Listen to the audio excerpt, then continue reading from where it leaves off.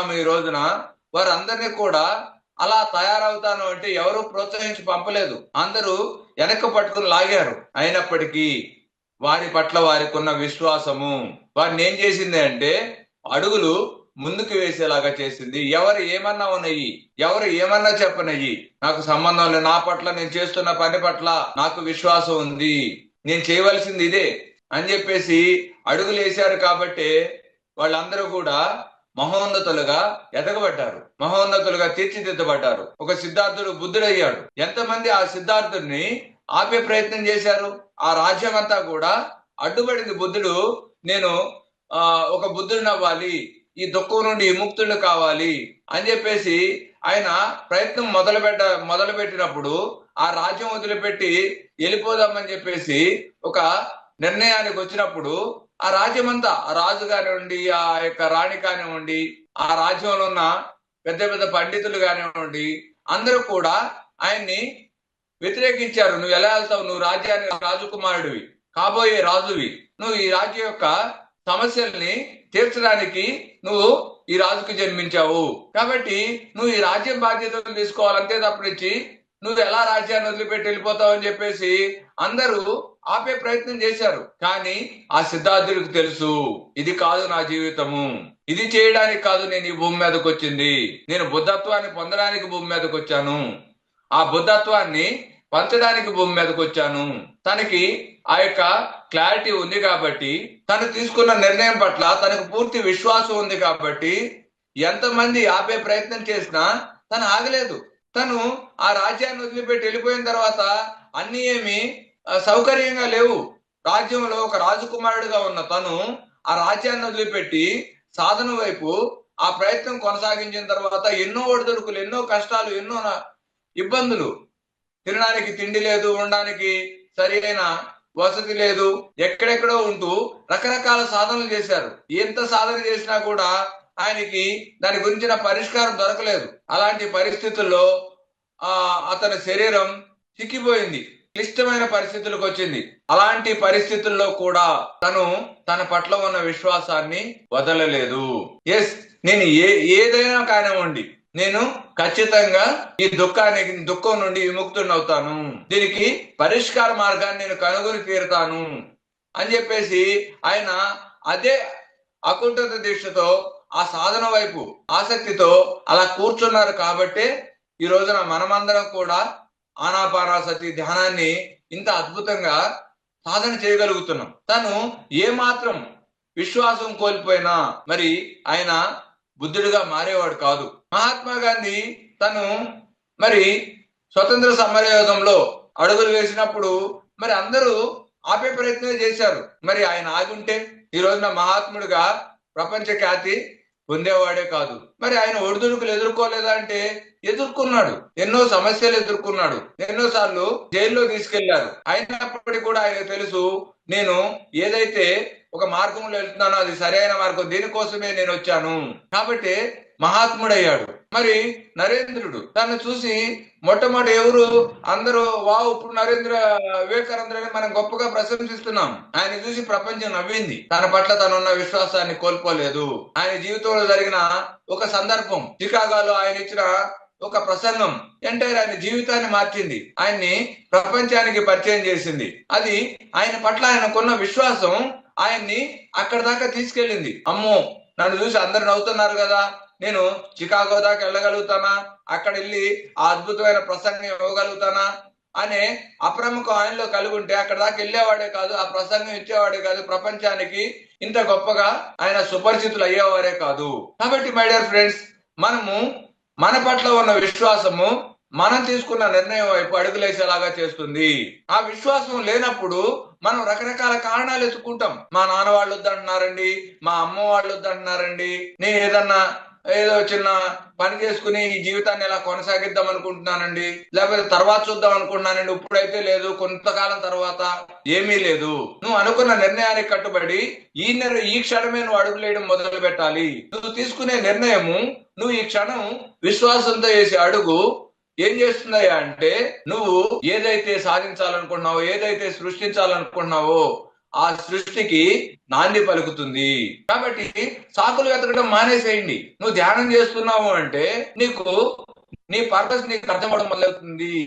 నీ పర్పస్ వైపు నువ్వు అడుగులు పడడం మొదలవుతుంది. కాబట్టి విశ్వాసంతో అడుగులేయండి. ఏది కూడా ఈ రోజు అయిపోదు, ఎంతో సమయం పడుతుంది. నాకు 2011లో ఒక చిన్న 3 రూములతో నేను ఒక మెడిటేషన్ సెంటర్ స్టార్ట్ చేసినప్పుడు అప్పుడు నాకు అనిపించింది, మెడిటేషన్ సెంటర్ అంటే ఎలా కాదు, ఒక అద్భుతంగా ఉండాలి. అక్కడికి ఆ ప్రెమిసెస్ లోకి ఎంటర్ అయిన వెంటనే వావ్ ఎంత ప్లెజెంట్ గా ఉంది, ఎంత ప్రశాంతంగా ఉంది, కాసేపు ఇక్కడ ఉండాలి, కాసేపు కళ్ళు మూసుకుని కూర్చోవాలి అనే భావన వాళ్ళకి కలిగేలాగా ఆ యొక్క స్పేస్ ఉండాలి అని చెప్పేసి నాకు 2011లో అనిపించింది. ఆ 2011లో అనిపించిన తర్వాత ఈ 2011 నుండి 2022 మధ్యలో ఎన్నో ప్రయత్నాలు చేశాం. నేను, నా మిత్రులు, మరి జశ్వంత్, కిషోర్, మధు, ఇట్లా మేమందరం కలిసి ఎన్నో ప్రయత్నాలు చేశాం. ఎన్నోసార్లు ఎన్నో ప్రదేశాలు చూసాం సెంటర్ పెట్టడానికి. కానీ ఎన్నోసార్లు దొరికినా అది సరిగా సెట్ అవ్వకో, లేకపోతే ఆ సమయానికి దాన్ని మేము తీసుకోలేకో, రకరకాల కారణాల చేత అది మేనిఫెస్టేషన్ కాలేదు. కానీ ఎప్పుడు ఇక్కడ అదే ఆలోచన, ఎప్పటికైనా అలాంటి ఒక ప్రెమిసెస్ వచ్చి తీరుతుంది.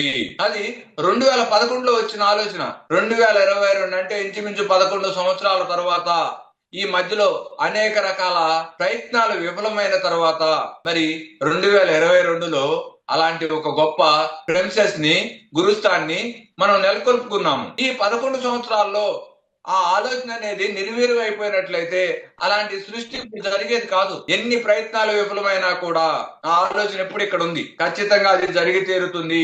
ఏదో ఒక రోజు ఇక్కడ ఏదైతే నేను చూస్తున్నానో అది ఈ భూమి మీద కార్యరూపం దాల్చి తీరుతుంది అని చెప్పేసి బలంగా విశ్వసించాను. జరిగింది. ఏదైనా కూడా దానికి ఓపిక ఉండాలి, సహనం ఉండాలి. ఊరకే అది ఏది ఆ రోజుకి ఆ రోజు వచ్చేది. బ్రహ్మర్షి పితామహ పత్రిజీ గారు మన అందరికి నిలువెత్తు నిదర్శనము.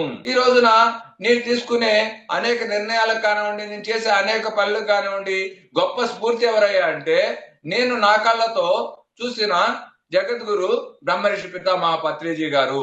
ఎప్పుడో చదువుకున్న బుద్ధుడు కాదు, ఎప్పుడో చదువుకున్న వివేకానందుడు కాదు, ఎప్పుడో చదువుకున్న మహాత్మా గాంధీ కాదు.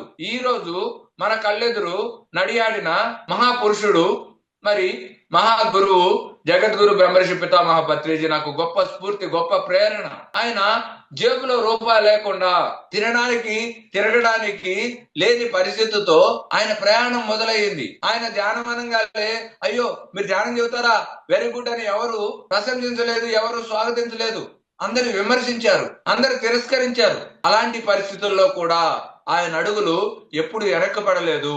ఆయనకి తెలుసు ఆయన ఎలాంటి సంకల్పం ఆయనలో ఉందో, ఆయనకి తెలుసు ఆయన జీవిత లక్ష్యం ఏంటో, ఆయన ఎందుకు భూమి మీదకి వచ్చారో. కాబట్టి ఎవరు ఎలా అన్నా ఉన్నాయి, ఎవరు ఏమన్నా అన్నాయి, నేను ఒక రోజు సాధించి తీరుతాను.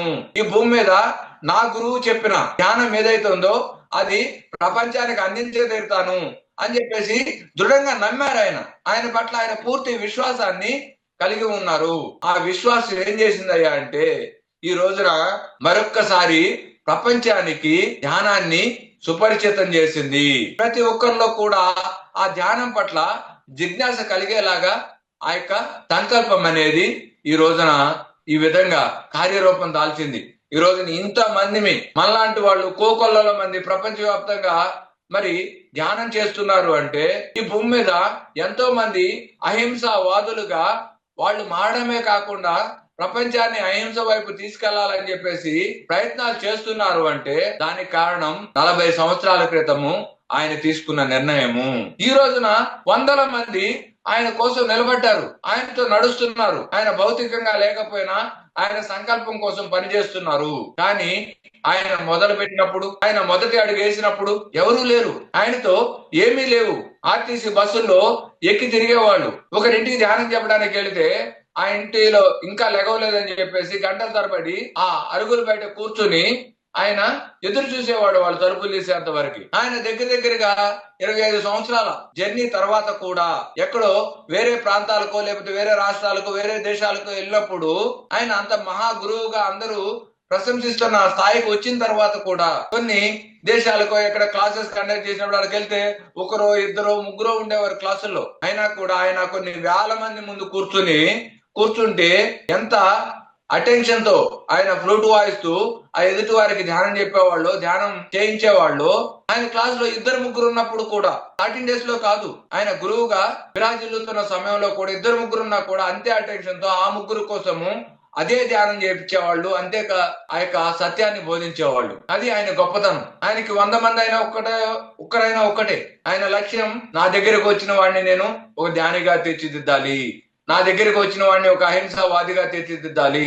ఎంతమంది వచ్చారనేది కాదు, ఆ వచ్చిన వాడిని వజ్రంగా తయారు చేసి పంపారు ఆయన. ఆ ఆయన తయారు చేసిన ఒక్కొక్కరు ఒక ఆయుధం లాగా మరి ఈ రోజున ప్రపంచం అంతా ధ్యానమయం చేస్తున్నారు, ప్రపంచం అంతా అహింసామయం చేస్తున్నారు. కాబట్టి మై డియర్ ఫ్రెండ్స్, మనము మన పట్ల పూర్తి విశ్వాసంతో ఉండాలి, అభయంతో ఉండాలి, ధైర్యంతో ఉండాలి, సాహసాలు చేయాలి మనమందరం కూడా. ఇందాక పృథ్వీ గారు చెప్పినట్లు ధైర్యం ధైర్యం ధైర్యం ధైర్యం ధైర్యం ధైర్యమే సాహసమే లక్ష్మి. లక్ష్మి అంటే డబ్బు కాదు, నీ సంకల్పాన్ని నువ్వు అద్భుత సృష్టి చేయడం లక్ష్మి అంటే. దానికి కావాల్సింది ఏంటంటే ధైర్యం ఉండాలి.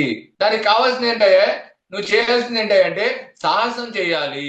కాబట్టి నువ్వు ధైర్యంతో ఉన్నప్పుడే, నువ్వు సాహసం చేసినప్పుడే ఆ లక్ష్మి, ఆ యొక్క సృష్టి అనేది సృష్టించబడుతుంది. నీ యొక్క సంకల్పం అనేది కార్యరూపం దాల్చబడుతుంది.